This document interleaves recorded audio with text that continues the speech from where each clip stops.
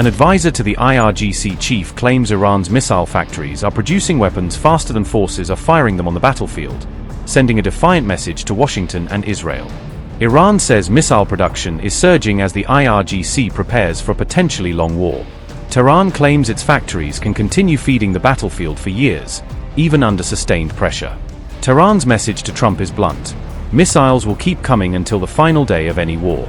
IRGC advisor Mohammad Reza Naqdi claims ballistic missile output now exceeds the rate at which Iran uses them. Iran says it is shifting from a defensive to an offensive military doctrine, preparing the IRGC for operations beyond Iran's borders whenever commanders issue the order. Iran also claims its drone production exceeds its battlefield use, as the IRGC signals a new offensive era built around missiles, drones, and hybrid warfare. Mujtaba's IRGC is now openly talking about striking beyond Iran's borders. Naghdi says the force must be ready to take operations into enemy territory and conduct missions far from home. Whenever the situation demands and the order is issued, we must be capable of extending operations into enemy territory and conducting missions far from our own land. An IRGC advisor says Iran is shifting from a defensive to an offensive military doctrine, with readiness for cross-border operations now a central goal. Naghdi claims Iran is producing more ballistic missiles than it is firing, a statement that Iran International reported but which cannot be independently verified. Naghdi says the latest directives to Iranian commanders emphasize hybrid warfare, combining military power with diplomatic, economic, social, and media tools. Mohammad Reza Naqdi said, and I quote, "The latest directives to Iranian commanders emphasized hybrid warfare, which is a mix of coordinated use of military, diplomatic, economic, social, and media capabilities. Our production of ballistic missiles exceeds the number being launched. In other words, we are producing more missiles and making them available to our forces than are being fired on the battlefield. We also have a production capacity for drones that exceeds their rate of use and launch, and we have significant production capacity.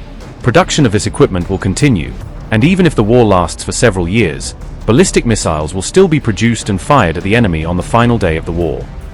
Unquote. Iranian forces must be ready to carry out operations beyond the country's borders when ordered, Naghdi adds, openly defining this as the central feature of an offensive doctrine. Whenever the situation demands and the order is issued, we must be capable of extending operations into enemy territory and conducting missions far from our own land. These are the characteristics of an offensive doctrine that must be realized. The IRGC is now tasked with achieving this readiness and developing the capability to execute such operations at the appropriate time.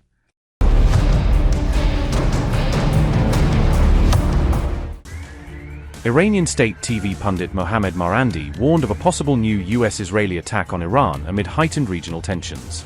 Marandi said US forces stationed in several countries across the region were mobilizing for a potential attack against Iran.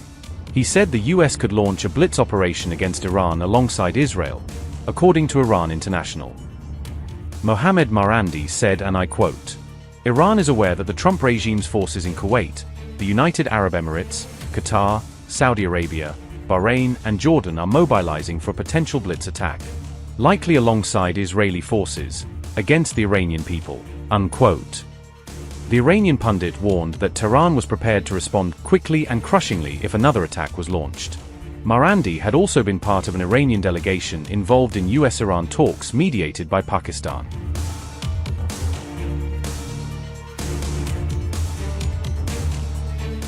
Iran's Supreme Leader Mujtaba Khamenei ordered the IRGC to maintain high readiness.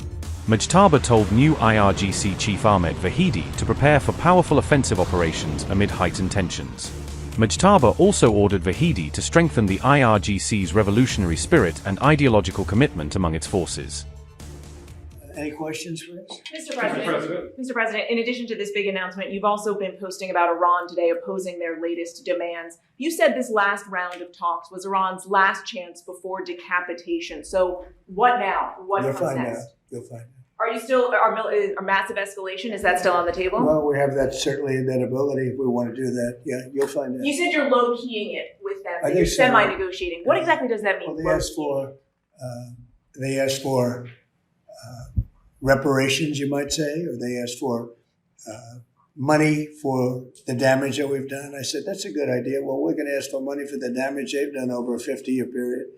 Whether you go SS Cole or whether you go all of the people that were so badly hurt, so badly wounded or killed, many thousands of people, and maybe damages for the 52,000 protesters over the last 4 months that were killed in Iran. We think their family should get damages for killing their person or their child or mother, father that were protesting. It's at least, it was 52,000 a month and a half ago. So now what is it? So if there's damages to be paid, I think Iran should pay those damages. Going back to the subject of Iran, sir, can you give us any estimate of when you think the Strait of Hormuz will be part of it's the deal? open now. We're taking a lot of shit. It's open now. Look, the only one that has control of the Strait of Hormuz right now is the United States Navy. We have a blockade that's been infallible. It's a steel wall. And we let people in that we want to let in, and those people come in, and they've been coming in and they're going out. So it's actually open now. We do not let them go into Iran. They're not admitted into the strait to go to Iran. But it's open for others. Now, a little bit complex because they will, on occasion, drop a mine, and we find the mines. You know, we've mine swept the entire strait, as you probably maybe heard, maybe you didn't hear. But we control the strait 100%. Now, can they make trouble? Yeah, they can make trouble. But they're broke. They have no money. You know, Iran is broke, totally broke. And they're not paying their soldiers. They have inflation of 300% as of last night. I heard 309%. So we'll see what happens. But they've been bad for, they say 47, it's actually 50 now. 47, they've been saying it for 3 years. But for 50 years, they've been the bully of the Middle East. What they've done is terrible. They've killed hundreds of thousands of people. They've killed people. They've wounded and maimed people with the legs, the arms. You know, with the roadside bomb is their bomb. They're very proud of it. And now they're paying a price. You've been calling Chairman Warsh occasionally? What are you talking about?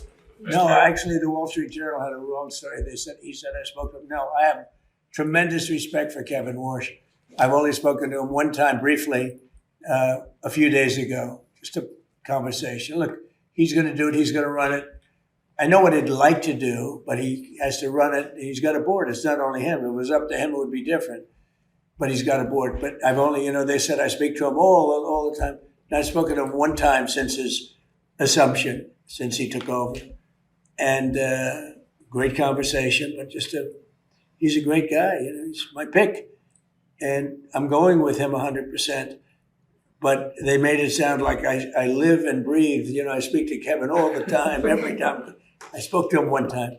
Okay, thank you very much. Thank you, Chris. Upgrade your news experience with the all-new HT app. Download now